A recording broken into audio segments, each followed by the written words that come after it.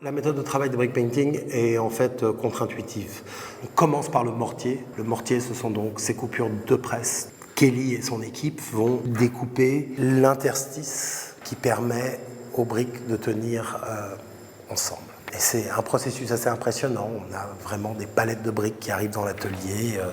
Quand on met les yeux devant ces tableaux de briques et qu'on les regarde de manière un peu intense, c'est très compliqué de savoir quelle est la première couche, quelle est la deuxième couche, quelle est la troisième. On retrouve un peu ce moment où tout est écrasé et on a une représentation visuelle concrète, très abstraite de ce que peut être une profondeur. C'est presque de l'art optique.